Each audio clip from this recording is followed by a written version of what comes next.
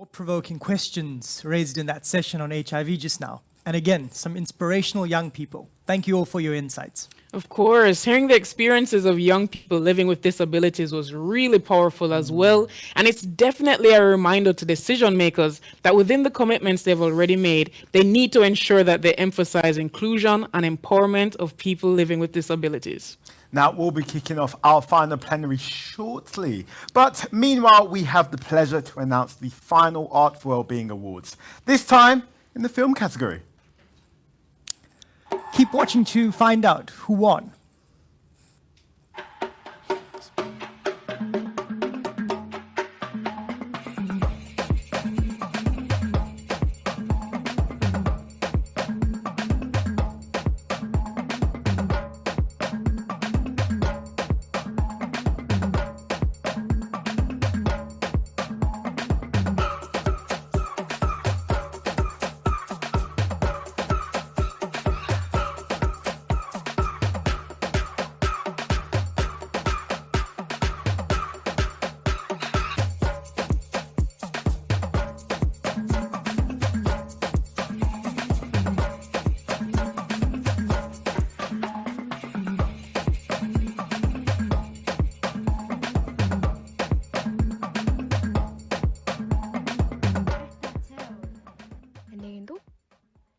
Айгүй чухал ажилтай. Чи маргааш дүүгээ дагуулад эрт унтчих юм бол энэ маргааш чамайг дахиад таниндаа дагуулж явна шүү. Зайн. Чухал ажил гэж юу юм? Чухал ажиллаа дараа хэлье заа юу.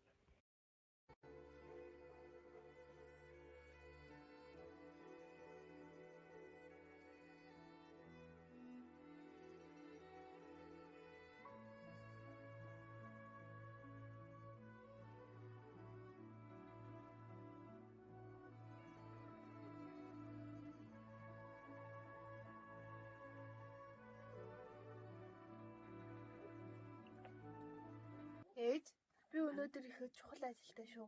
Эрт унтцгаа шүү. Ямар ажил? Нүгөө? Аа.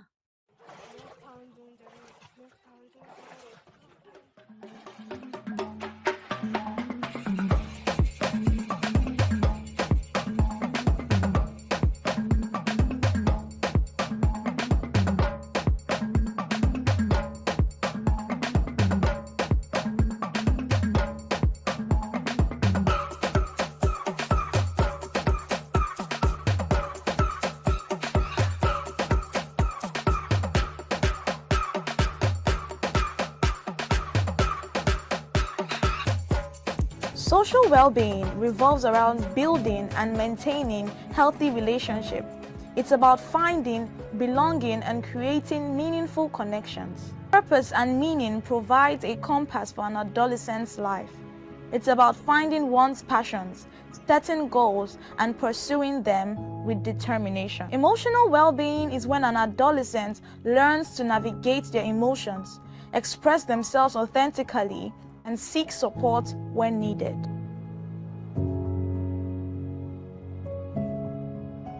Adolescent well-being is a mosaic of physical health, meaningful relationships, purpose, emotional growth. It's a journey of self-discovery, resilience, and personal development.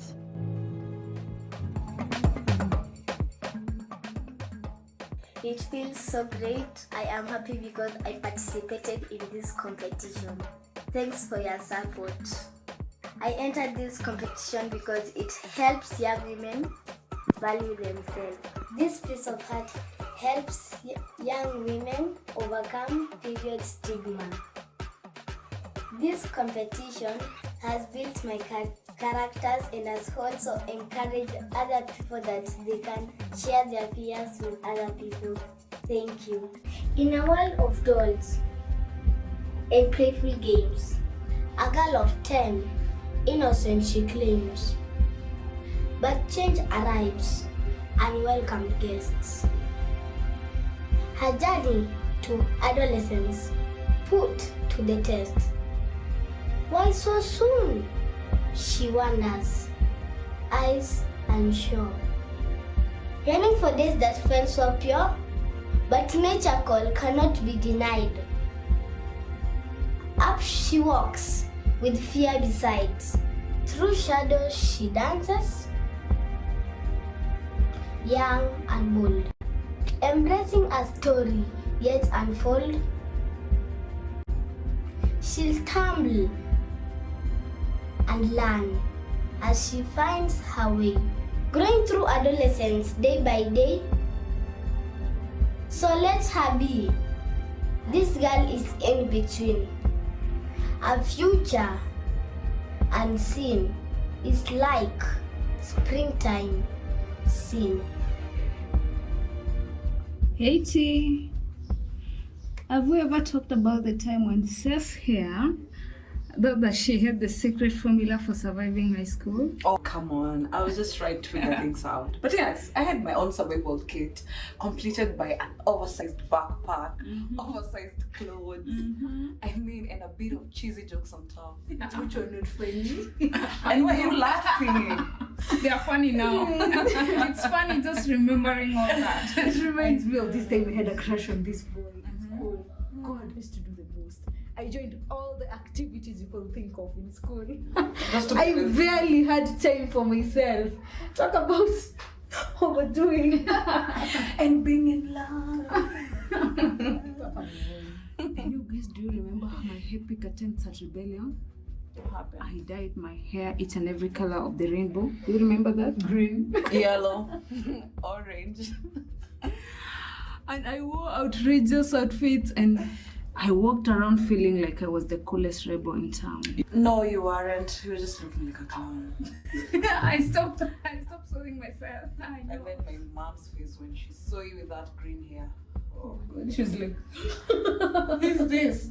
Is this the daughter I raised? she was cool. Well, anyway. T, don't be afraid to embrace your quirks and have fun along the way. It's all part of the adventure. Cheers to T unlocking her teenage face. and to T rocking her teenage ears. Cheers!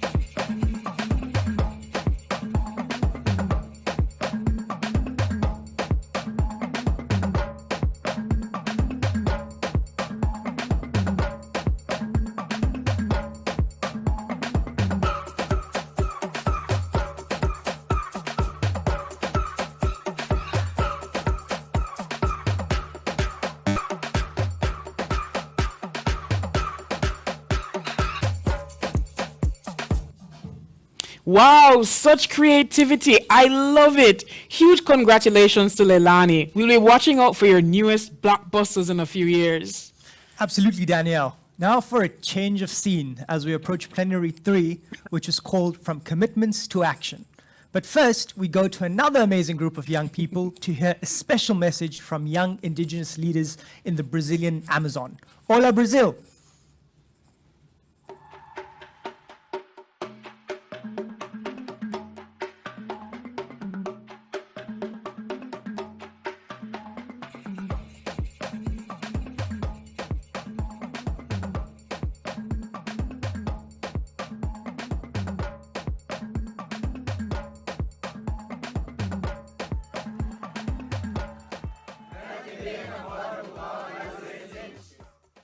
Olá, Fórum Global para Adolescentes. Nós da juventude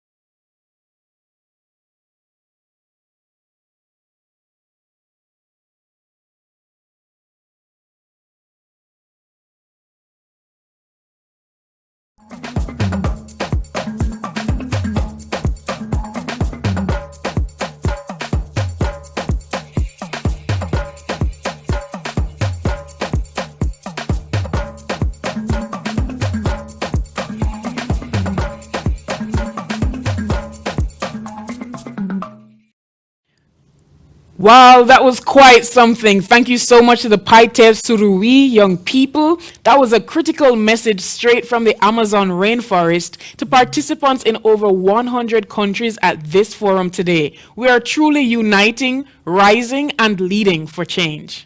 Definitely, Danielle.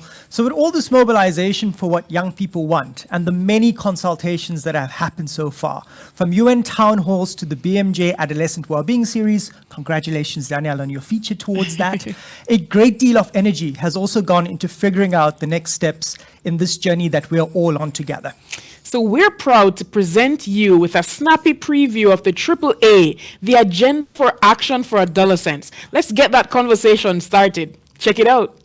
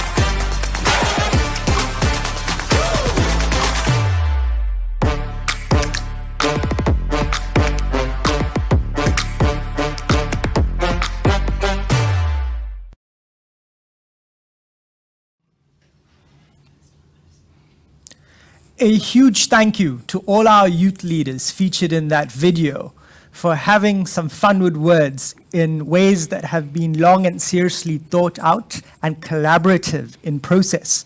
Now, to guide us through the AAA in more detail, we're joined by my good friend and comrade, Gareth Jones, who is on screen. And Gareth, welcome. And we're so glad that you could join us. If you could tell us a bit more about how the AAA came about.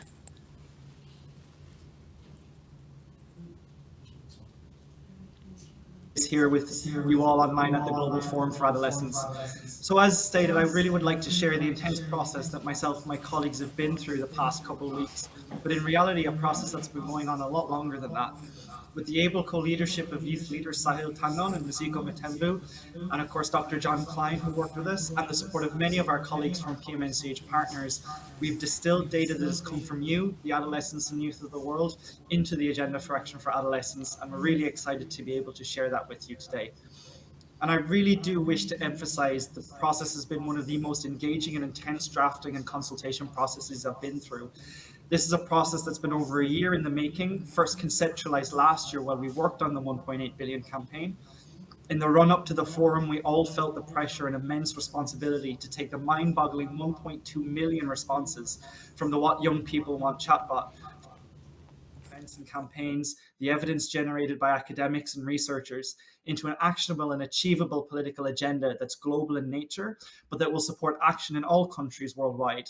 We also took great care to ensure that the agenda reflected the interconnectedness of the adolescent well-being domains that we have seen is so important in our lives. And when I first got asked to lead on the drafting process, I took the opportunity with excitement, but also some apprehension. How would it be possible for me, with 3 others, just about covering every time zone you can think of, about as far apart as possible, from America to India? How could we draft this piece that is representative of the needs of adolescents?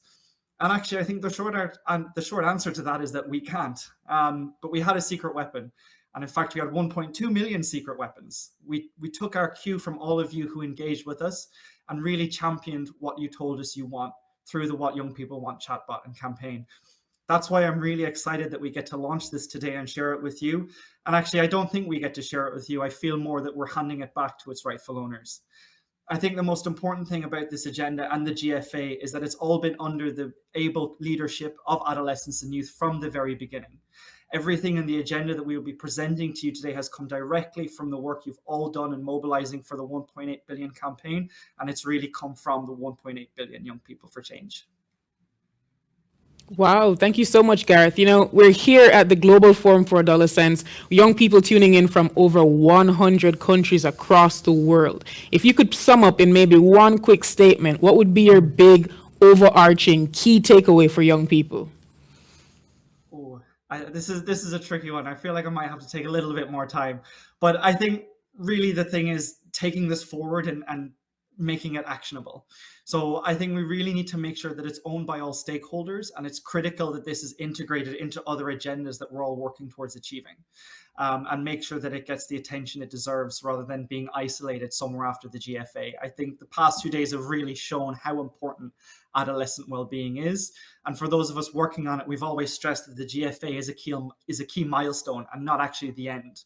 So now is the time for action. And I cannot stress how critical that it is that this agenda is taken up by all stakeholders and integrated into other ongoing processes. So for example, next year, we're going to have the Summit of the Future. We'll continue to have voluntary national reviews and the universal periodic reviews. So the commitments that countries have already made and that will be showcased later only really serve to accelerate implementation of all of these agendas. Everything works together. And we're really committed to working together with you all on this, from data generation to advocacy to accountability. And I also would like just to take this opportunity to recognize the immediate need for action and accountability as we move this agenda forward, honoring the voices and diverse needs of 1.8 billion young people globally, particularly those living in war. These cannot just be words on a document or empty commitments when lives are on the line. And in particular, I'd like to highlight that we stand in solidarity with the young people of Palestine, almost half of whom are under 18, whose health, rights, safety, well-being and agency matter and are currently being violated in some of the most horrific ways imaginable. This agenda only works if we all act together for all adolescents and youth. I think there isn't a clearer demonstration after the past 2 days of the need for all of us to take urgent action to create a better world for adolescents and young people. And I hope that everyone has been inspired in taking this forward and taking action in your communities. Wow, thank you so much, Gareth. I believe we're now moving over to a very special message, and it's so great to hear from you. I know we have a message from the esteemed chair of PMNCH. She is the former Prime Minister of New Zealand, a global leader and tireless advocate. Over to you, the Right Honourable Helen Clark. Greetings to all our colleagues, supporters and friends, including especially the thousands of young people who are taking part in this first ever Global Forum for Adolescents. I know from long experience that deep and lasting change doesn't happen unless the voices of those who most want it and need it are heard. So, to improve adolescent health and well-being, the voices of today's young leaders have to be heeded and must drive change. I'm thrilled that in the lead up to this Global Forum, we've heard the voices too of thousands of adolescent girls from more than 40 countries who took part in the town hall discussions which UN Women hosted. My thanks go to dedicated researchers who've contributed to 15 technical papers, 8 multi-stakeholder consultations, and the British Medical Journal's series of papers on adolescent well-being. So now it's time to move forward with the action agenda for adolescents. And let's focus on the A for action. Today, we are calling for action by governments and all other stakeholders, action which can protect adolescents in all their diversity, ensuring equity and equality. This is the time for political commitment to new policies, to more resources, increased funding overall. We will need more data to drive those commitments and a new indicator on adolescent well-being to track progress as we work towards the Sustainable Development Goals target date of 2030. Those SDGs won't be achieved without improving the prospects for young people. Throughout the 1.8 billion consultations of the past year, young people have been calling for the resources and the policies and the programs which would meet their needs. They've been so clear about what they want: equal opportunities, youth-friendly spaces, better education, job skills. All young people, everywhere, must have a fair chance to contribute to their own countries and to the world, and above all, to pursue their dreams. I invite everyone participating in this global forum to promote the action agenda for adolescence within your own networks.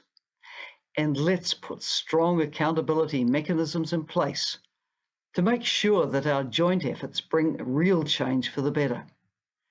Let's pay serious attention to the 1.8 billion, the biggest youth generation in human history. The Global Forum for Adolescence is just the beginning of a very important conversation. Let's keep that going to ensure that together we create a better world for this generation and for generations to come. Now it's back to our hosts who have some exciting announcements. Thank you so much to the Right Honourable Helen Clark. Now we come to a pivotal moment. As we have seen just now in the Agenda for Action for Adolescents, it's critical to have resources and political commitment in order to move forward together. Indeed, Danielle. Now, we're both happy to tell you that we have the latest news on the commitments made by governments. So let's go to Brian Wong, our good friend and 1.8 billion reporter at the UNJ in New York. Over to you, Brian. Hello, I am Brian Wong, and today I'm reporting for 1.8 News at the United Nations General Assembly in New York City. Today we've got very important announcements on the floor. Take a listen to this. En colaboración con la campaña 1.8 billones de jóvenes en el cambio, nuestro objetivo es contribuir con el empoderamiento del grupo demográfico con mayor potencial para transformar nuestro mundo, invertir en la salud, la educación, la igualdad de género, el empoderamiento de los adolescentes y la juventud.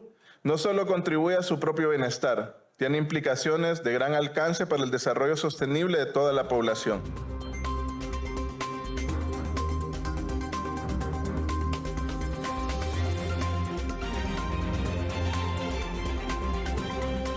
I'm delighted to announce that my country has developed a national commitment on adolescents' well-being, a blueprint that aligns seamlessly with the SDGs.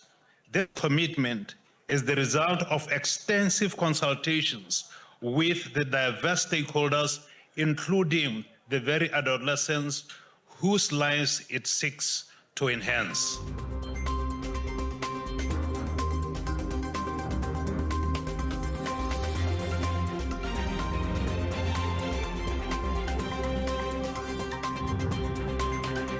I'm here today to tell you that this is, quite frankly, a key priority for Canada. In fact, attention to the needs of adolescent girls in particular is at the core of Canada's feminist international assistance policy. Through this 10-year commitment to global health and rights, this is what we're doing. We're championing the rights of women and girls around the world by providing an average of $1.4 billion a year to make that happen.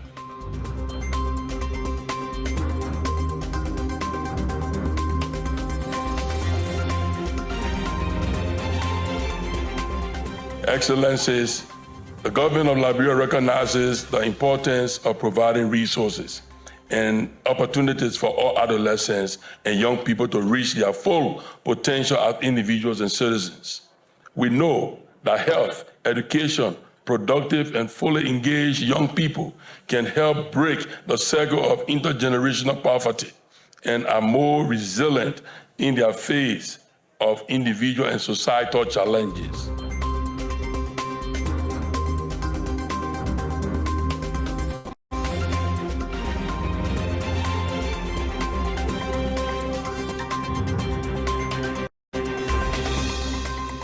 Malawi is making the following commitment.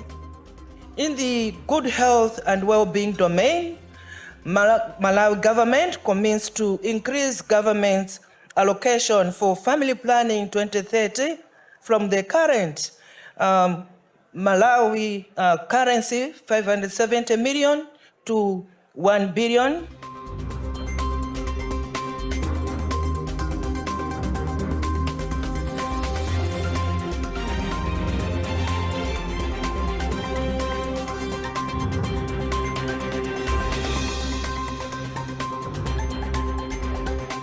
tengo el agrado de compartir que México ha suscrito los compromisos de esta campaña basada en 5 ejes prioritarios: salud y nutrición, conexión, valores positivos y contribución a la sociedad, seguridad y entorno de apoyo, aprendizaje y competencias, educación, habilidades y empleabilidad, así como agencia y resiliencia.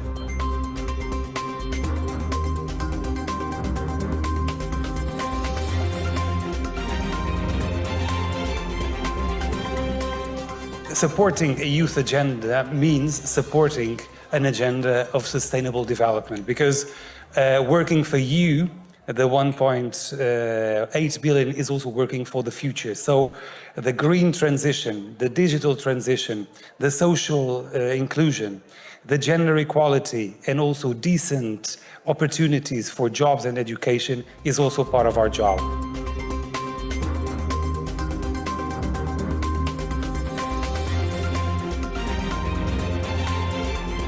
Young people must be actively engaged.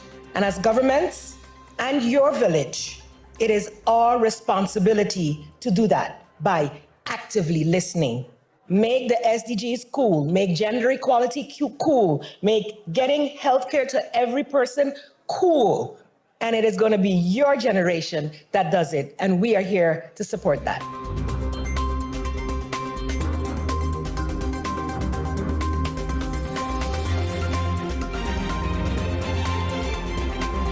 We cannot talk about youth and betterment of life, education, connection, advocacy without digitalization. So we are committing ourselves for meaningful connectivity to everyone, especially girls.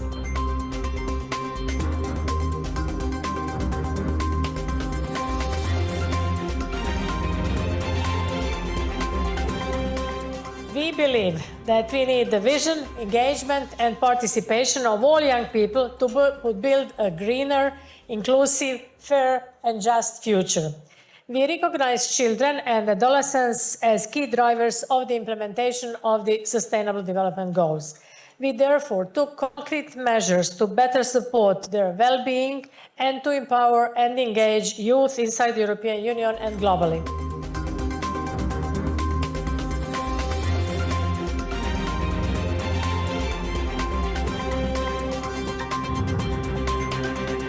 Of course, we're really pleased to see these governments take bold actions for adolescents and young people. This is absolutely critical to see that these promises are indeed kept.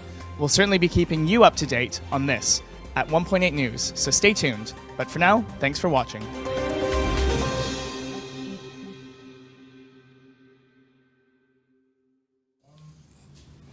And since these commitments, even more governments are stepping up to the plate. Here are 2 more just in. We commit to improving adolescents' well-being and accelerate the achievement of related SDG priorities for adolescents and young people as a smart investment in the future of our societies, economies, and the planet.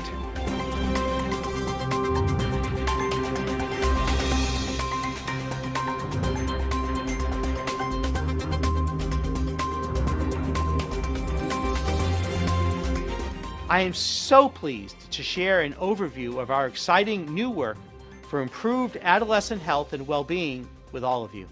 I hope that this meeting will inspire all of us to mobilize our resources to help young people around the globe thrive, be well, and make a successful transition to adulthood. Thank you.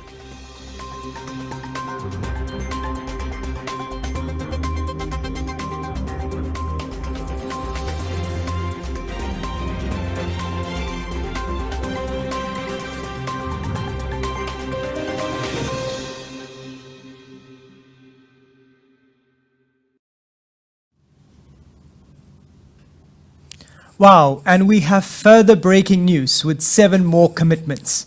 Check this out.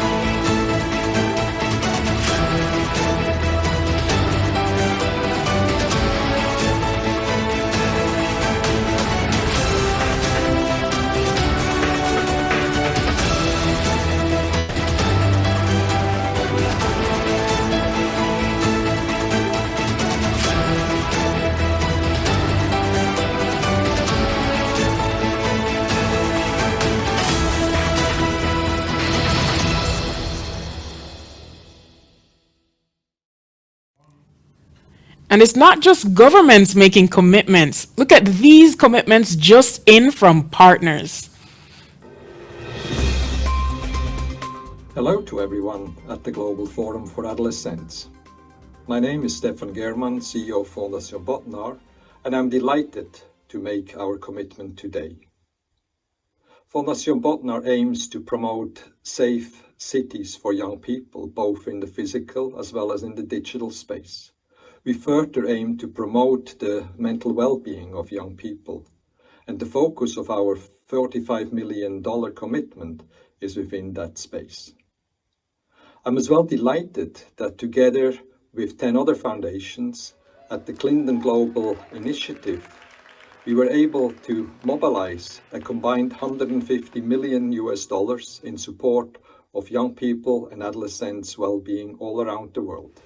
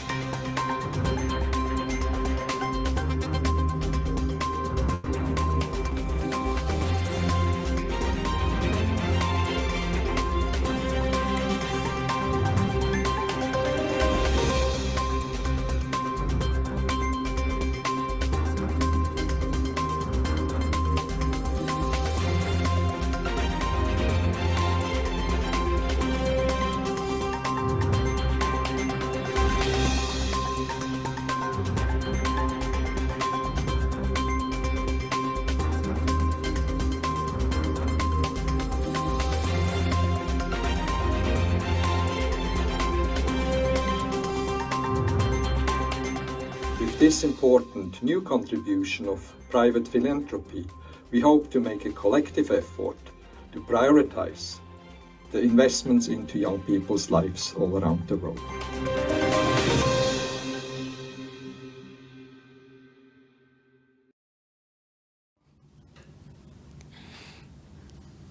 Wow, isn't that incredible? And there's even more commitments still coming in. Greetings, adolescent and friends. I am Naveen Thakkar, President of International Pediatric Association, representing over 1 million pediatricians in over 150 countries. We are delighted to commit to, first, ensure explicit focus on adolescents and their particular needs of all our activities in early, middle, and late adolescence. Second, strengthen partnership at all levels to prioritize comprehensive programming for adolescent well-being.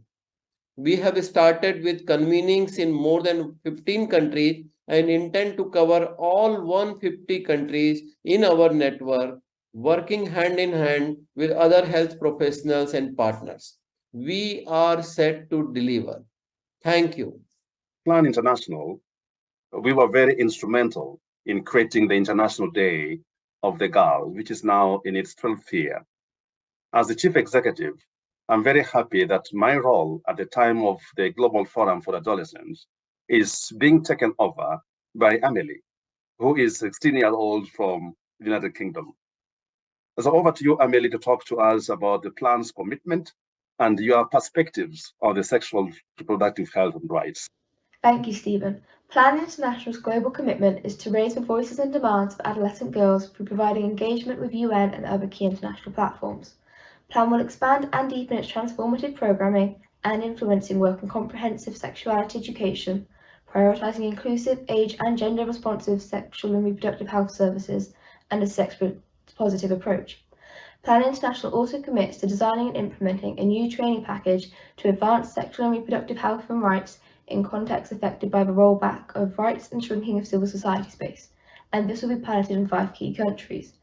I am personally committed to be here discussing these issues because I believe every young person has a right to education to improve their understanding of their sexual and reproductive health, to ensure they stay safe, and to ensure they understand their rights. Hello everyone, my name is Dr. Maliha Khan and I'm the President and CEO of Women Deliver. I'm delighted to announce our commitment to advance the health and rights of adolescent girls, the Emergent Leaders Program.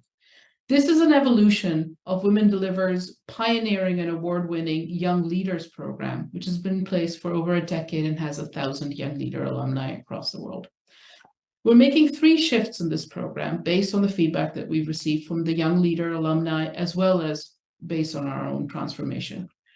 First, the program will focus on the health and rights of adolescent girls.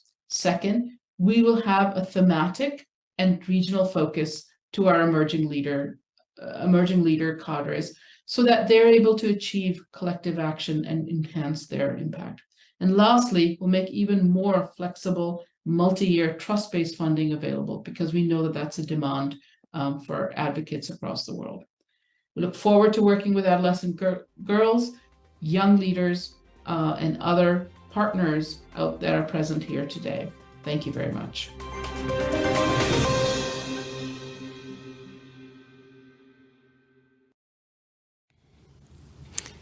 That was a lot of commitments from governments and partners from all over the world. So impressive. And has often been said over these past 2 days, this is just the start.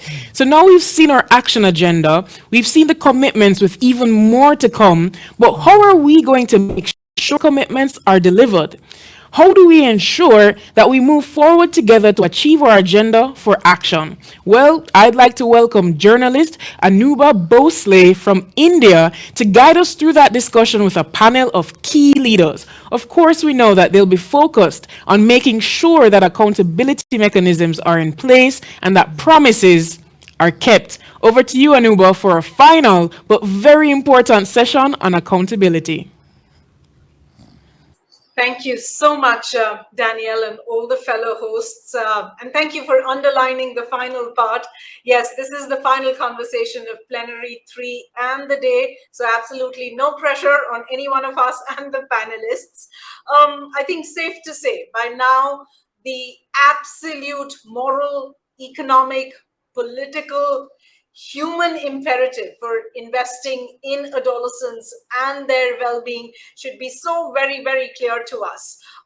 As Danielle and everybody else mentioned, we now have tangible commitments in front of us. We have 14 of them coming from diverse regions.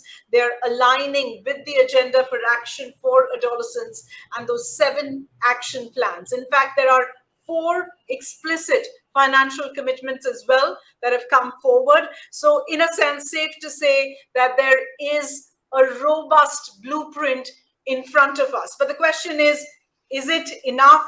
How are we going to make sure that we move from commitment to action, A for action, as Helen Clark said? How do we keep everybody, including ourselves, accountable? Let me introduce and take all of these questions to our stellar panel. They're going to delve into some of these questions, as well as perhaps outline what key next steps could be.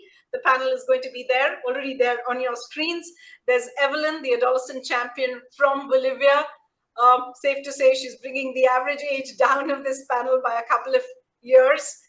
Andrew Jack is here with us. He's the global education editor for the Financial Times. Parajita Gogoi, the Executive Director of the Center for Catalyzing Change, joining us from India, and Gitinji Gipahi, who serves as the Global Chief Executive Officer of AMREF Health Africa, as well as the co-chair of PMNCH Strategic Advocacy Committee. Good evening, good morning. Thank you very much, everybody, for joining us on this panel.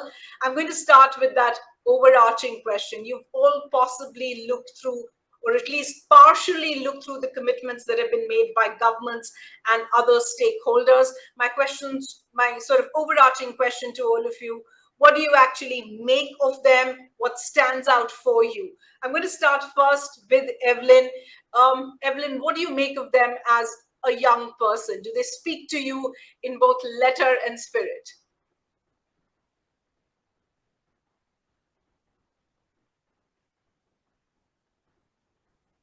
Go ahead, Evelyn. Bueno, askiro kikpanay tapachani istirinaka ka kamaraki ka Foro Mundial a Pasnak, ¿no? Lo que acabo de decirles. What I just said is Aymara, my indigenous language here in Bolivia. I just said good morning to everyone of you. Is starting with a question on how to guarantee that youth can do a follow-up, and how can adolescents and youth do this follow-up and guarantee access? Is only by political activism vis-a-vis governments taking part as youth to be included in the decision-making spaces, providing skill training. I'm sorry, I just forgot the word. With more budget to have support for this work.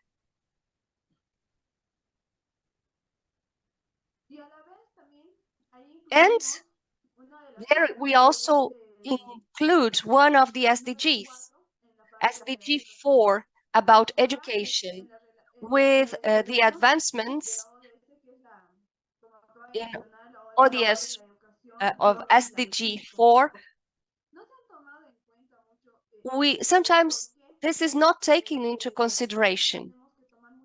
We also have to consider that what happened during the pandemics, internal and external conflicts of countries, and instead of having patriarchal cultures that are usually the cause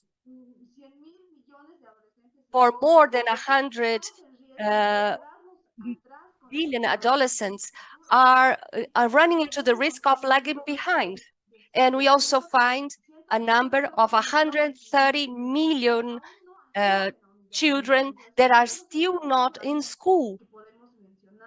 These are some data we can mention, but we as young leaders, we suggest the support of our families and government so we can have more opportunity to develop positively the present and the future, fighting the heterocentrism and patriarchy in education, to have a regional impact, a global impact, and with that,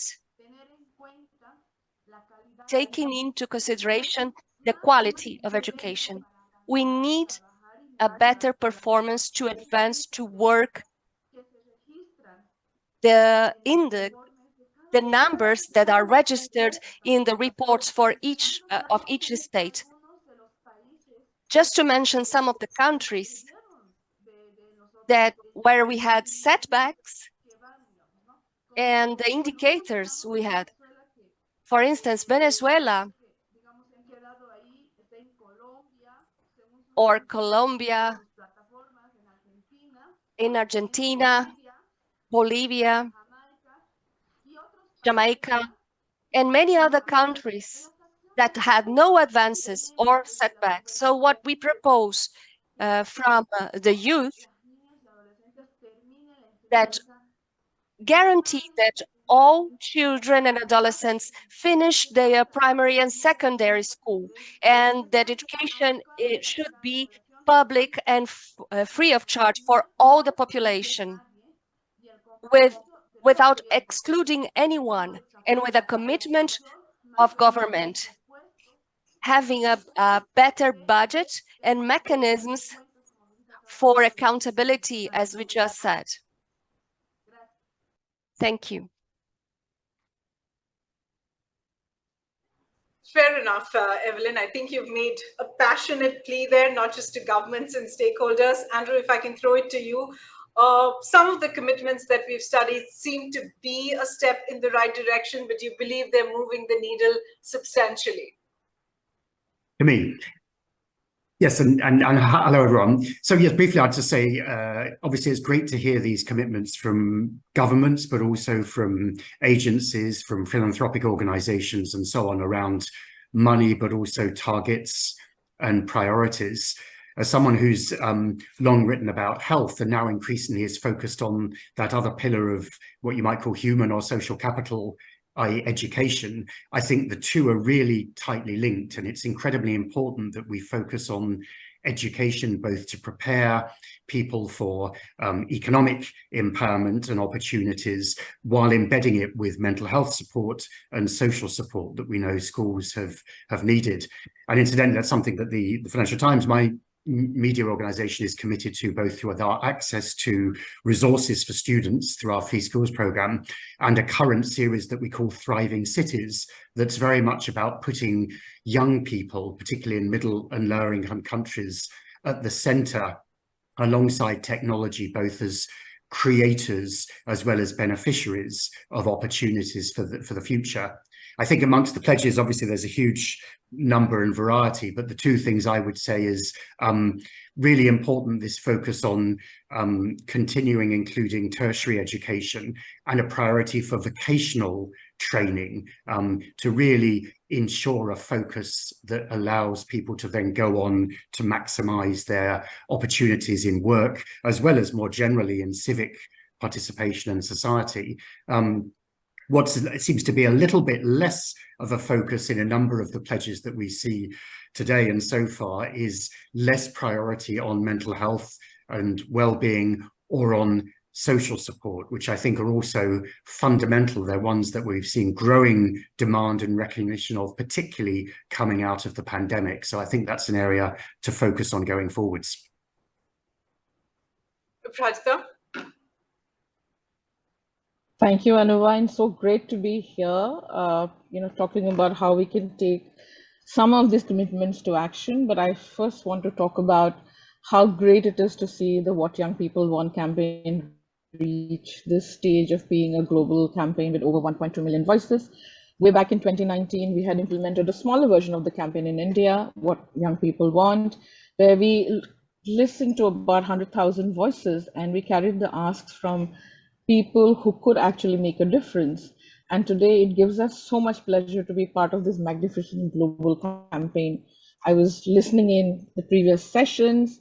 It's painted on such a white canvas, like it should be. It has vibrant colors, vital voices, and most importantly, the commitments are coming through. And Anuba, you rightly pointed out that there is huge, not huge, some amount of alignment between what the young people have asked for and what the commitments have been made. And for me, this alignment is a sign that commitment makers have understood what young people are asking for. And this alignment is a sign that we are ready to move to action, which should be the next logical step. The second aspect that I want to touch upon today is, I've seen in the commitments and in the asks the term, the use of whole of government planning. And I'm happy to note that most of the alignments, most of the commitments have talked about this whole of government approach. Now, for those of us who work directly in the field, it's really obvious and imperative that when it comes to the well-being of young people, various government departments, bodies, multiple stakeholders need to work together, and not just work together, but work together cohesively. Almost all local, national, global declarations and commitments, any field, health, you see, you will hear the three words: strengthening intersectoral collaboration. But when we analyze, this particular kind of collaboration is a bit elusive, and therefore my call to action is to really find working models of the whole of government approach, find working models of intersectoral collaboration. There have been some which have been tested, some which has been scaled up. So I think we need to really look at some of these and make the whole of government approach a reality. My third point is that we have to be more robust and explicit about some of our commitments and action. Andrew talked about a few. I want to talk about two: preventive stigma and discrimination. Young people have asked for prevention of stigma and discrimination against young people in all their diversity, irrespective of identity and background, through legal protection. Young people have asked for comprehensive sexuality education, and I think for this kind of issues, we need to have more detailed, more robust commitments, because these might be difficult issues on the face of it, might be difficult issues in reality, but these are very, very vital and very important for young people's well-being. So we really need to look into this, make detailed plans. And lastly, I hope we'll have some time to talk about it. We need to act on the blueprint for action and accountability, and we need to figure out how do we support countries and regions and states and global entity to advance adolescent well-being. Thank you. Thanks, Aprajita. Gitinji?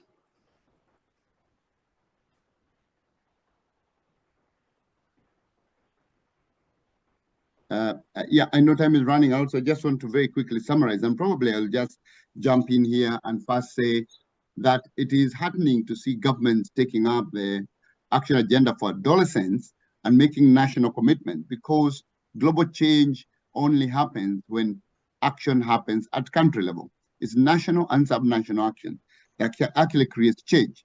The next point I want to make is that these commitments that the governments are making, they need to see them as promissory notes. They are making a promise to adolescents to ensure that these promises are actioned. And let me say at this point that governments will fail or succeed based on how they invest in the adolescents. This is true for every single government, because this is where hope really delivers a fully functional life in the future, or a non-functional life in the future. And if we don't invest in adolescents, then we are going to have insecurity and also health insecurity. We are going to actually have unstable population. So it's very important that we meet our commitments. The next thing I want to say is that these commitments, we must then look at how do we actually make sure they are action. And I know that's what we're supposed to come to next, but I just want to comment here because I know there will be very little time. I've seen in the commitments, governments have committed money. Let me just say that love is shown in budgets. So when I see financial commitments, I know that those can be tracked.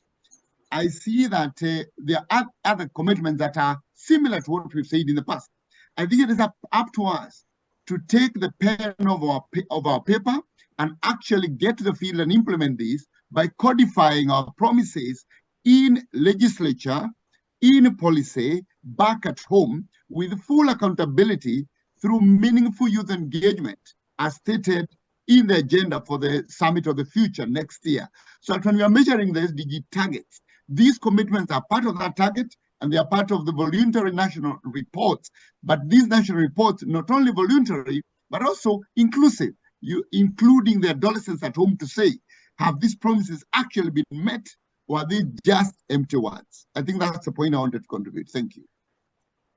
Thanks so much, Gitinji. I think you brought us really to a good point to talk about the next steps. And I like what you said, that these commitments are actually promises that you've made for adolescents, and your perhaps future is going to be marked in whether these promises are kept or not. Evelyn, I'll have to start stitching this panel a little bit together, but I want to raise that question with you. As a young person, how are you thinking about making sure that your representatives, governments, or other stakeholders are going to be accountable? How are you going to mobilize yourselves together as youth groups, as youth champions, as youth leaders, to make sure that there are clear accountability, that these promises that have been made actually translate into the actions that you want? Evelyn.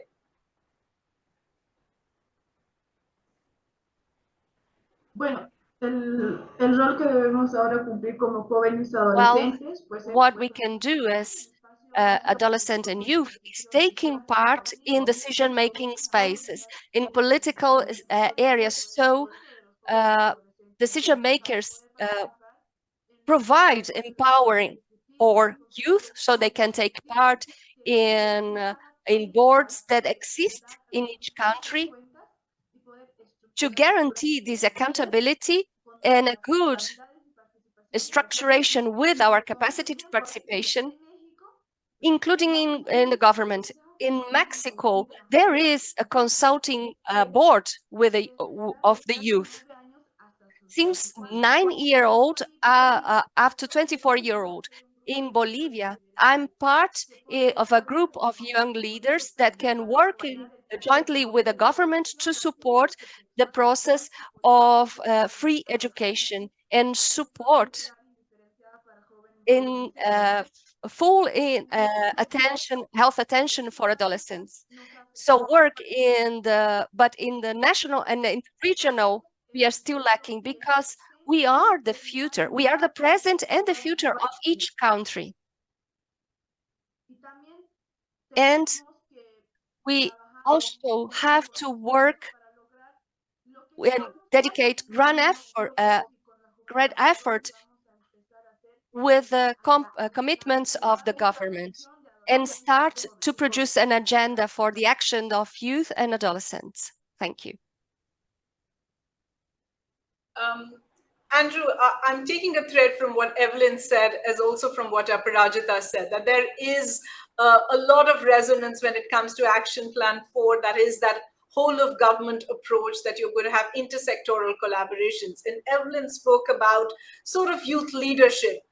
It also reflects in some of the commitments that have been made of promoting this co-leadership with adolescents. And I'm wondering if, as next steps, we also need to think about how are we going to make that co-leadership cohesive? How are we going to make sure that there is space and culture? This is a seat at the table, but this is also actionable in that sense. Potentially actionable. I mean, I agree. I think it's very important to bring together lots of different players and government agencies and so on. The problem is, of course, the more you have involved, the greater the potential for each of them to shift the responsibility to others rather than owning it themselves. And I think also with my skeptical journalist hat on, you know, you so often see these sorts of great pledges, but as I think Gitinji was saying earlier, you know, are they then backed up by legislation, by budgets, by targets, by a capacity then to track action and to hold those who make these commitments to account? Because very often you get, you know, existing money reallocated, repackaged, pledged for new things, or earlier targets now freshened up for the sake of these sorts of new initiatives. So I think it's incredibly important to be able to provide the data to track the legislation, the policies, the outcomes, and to mobilize civil society and at the local level ways to engage the media and think tanks and so on to regularly look at these commitments and to track them and to hold the politicians and the policymakers to account. Prajita, how do we keep the pressure on and make all of these stakeholders accountable? I absolutely agree with Andrew. You know, commitments are normally painted on a large canvas, old milk in a new bottle. But I think what we need to do is these commitments need to be broken down. Specific messages need to be curated for specific stakeholders who can make a specific task happen, make a policy, pass a law, allocate budget, legal reform, etc. So we really need to break down the commitments. So how does these commitments translate for a young girl in a village who is at the risk of dropping out of school or being married off? How do these commitments translate for a young boy who needs counseling but do not know where to go? How does it break down for a first generation learner who does not know how to set career goals? So I think it is our responsibility as a community to break down the commitments, look at the messages and the asks on the what's and the how's, reach the right people who can translate the commitment to the context, and then of course, you know, ask for accountability. And my last point really is that, you know, accountability is the key word. We have to hold ourselves accountable to turning these commitments into action on the ground. And honestly speaking, if you look at the solutions that people have spoken about in the last 2 days, not many of them were discovered last night. Many of the solutions have been tested, they've been implemented by some stakeholder somewhere, be it preventing early marriages, improving education, making mental health information and services acceptable, running comprehensive sexuality education in schools. As a collective, I think we know what works. So we really need to figure out how to implement. Beyond commitments, we need to procure and implement, get expertise, bandwidths, budgets, innovative ways of working to implement these solutions. And part of implementing the solution is also knowing how to let go. We need to get rid of dumb strategies that do not work anymore. We know what works and we know what doesn't work. So let's not invest in things that do not work, but really look very critically at what works. I'm tempted to ask you what are the dumb strategies that don't work, but there is a limited amount of time, so I'll take it to Gitinji. Gitinji, how do we make sure that this doesn't really stay at the level of an announcement, that this isn't tokenistic? I know you kept us accountable to time, but Gitinji, perhaps here is a moment to sort of lay out some of those frameworks that could be accountability mechanisms going forward. Let me take this moment to speak to the thousands of young people who are on this call, and the thousands others that are going to be reached by the ones on this call, and the thousands and millions others that we are going to be reaching. PMNCH has done a good job with all our partners to actually collate these 1.2 million views and put them together into the action agenda for adolescents that has led to the government commitment. But you know what? PMNCH and its partners will not change your day-to-day life in your country if you don't actually take action and take the promissory note that has been given by your government today, tomorrow, in the past. We have a lot of these commitments, as has been said, in the UHC declaration. We are now making new commitments, for adolescent health. It is up to each one of you, not those of us here on the panel. Each one of you is listening to take the promissory note, go back to your country and ask yourself, how do we create a youth-led accountability framework that is going to work with parliamentarians? We are going to break down the promissory note or the commitment to actionable agenda. Some of them will go to policy. You'll have to advocate and work with your ministries to take those to policy. Some of them will have to go to parliament with parliamentarians, and others will require your continuous voice to ensure they are actually championed and they become action. This is what you must do from here. We will talk, we'll support you at an international level, but each one of you must go to your country and create a youth-led accountability movement on the promises and commitments given by your governments today. Very well summed up, Gitinji. You brought us really to the end, and I think I will have to hand it over. But the reiteration that's coming from all our panelists is very, very clear. There is perhaps no better time than now to have more conversations, to pull up our sleeves, go back and really commit to youth-led frameworks, youth leadership to advance their rights, advance their voices.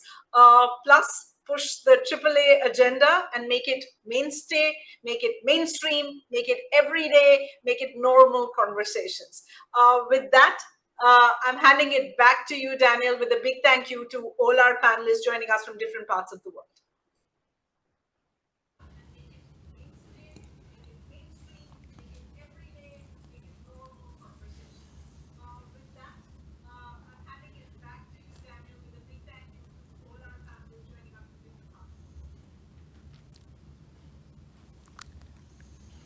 Well, it's been quite a couple of days and such an impressive variety of people from so many parts of the world sharing their knowledge and experience, sharing their stories. I mean, for me particularly, it's just really blown my mind hearing all the different youth experiences from all around the world. I mean, it's opened my eyes in particular. I can imagine for loads of our people at home watching, they've just heard so much about adolescents from all around the world, which I think has been quite powerful. What about yourself, Danielle? You know, for me, I think what really stood out was this idea of community and this idea of each of the 1.8 billion of us coming together and looking at our specific communities and saying, what can I do here? And then when all of our work comes together, the impact that that type of collaboration could really make. Levi, I'm going to throw the same question to you. Yeah, that's a big question, De Graft. I definitely concur with all Danielle has said. What I'm taking away from these past 2 intense yet inspiring days is that in addition to the commitments that have been presented, there are really exciting opportunities for meaningful adolescent and youth engagement and leadership on the horizon. Two big ones to keep sight of are the 30th anniversary of the International Conference on Population and Development, ICPD, which will really take stock of existing policy and programming commitments and progress made for all adolescents and youth everywhere.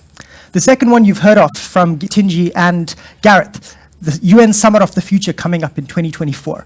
This will set the basis for the next global development agenda after the Sustainable Development Goals, the SDGs. It is critical that this largest generation of young people in human history, all 1.8 billion of us, have a massive say in the discussions and negotiations which will shape our collective future.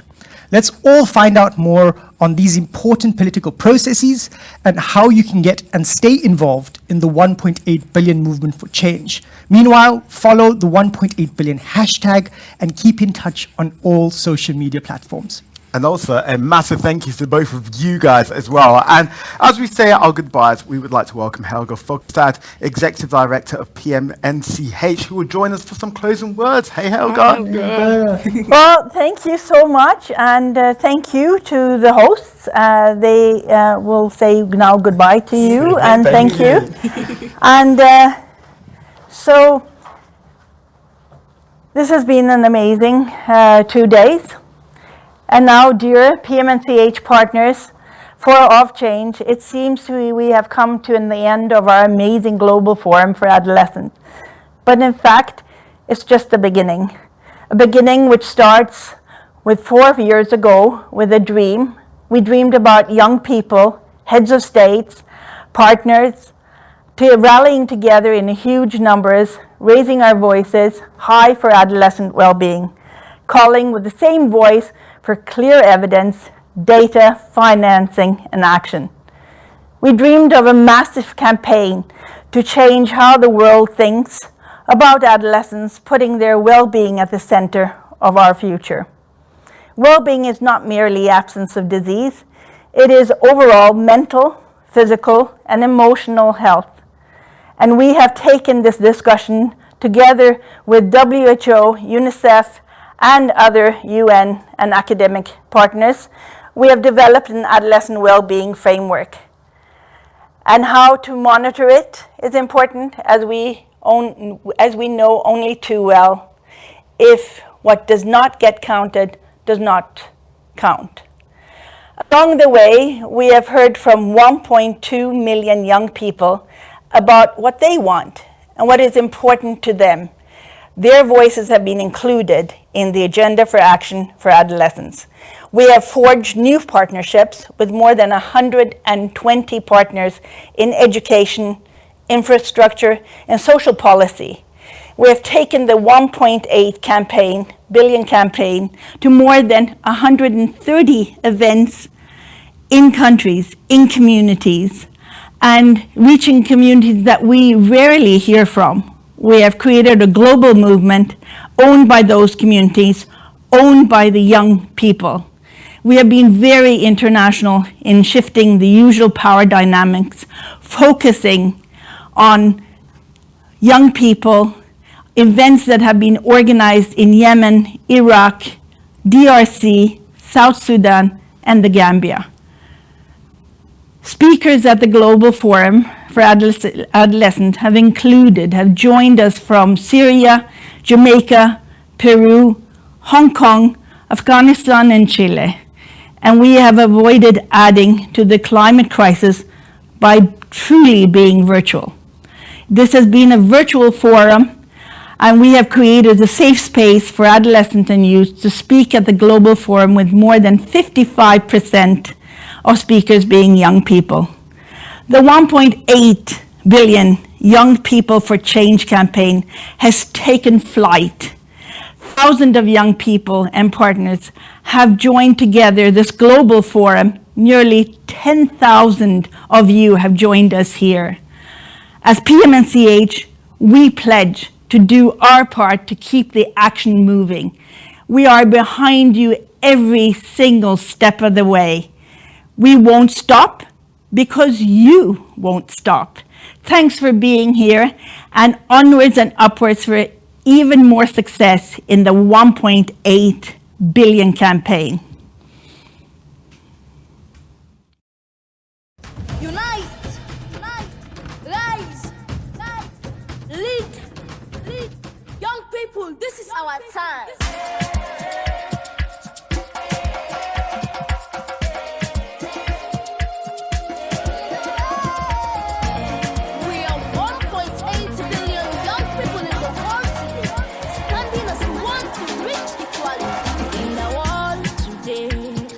Dreams ignite, we stand as one, younger shining bright, united in spirit, we make a change.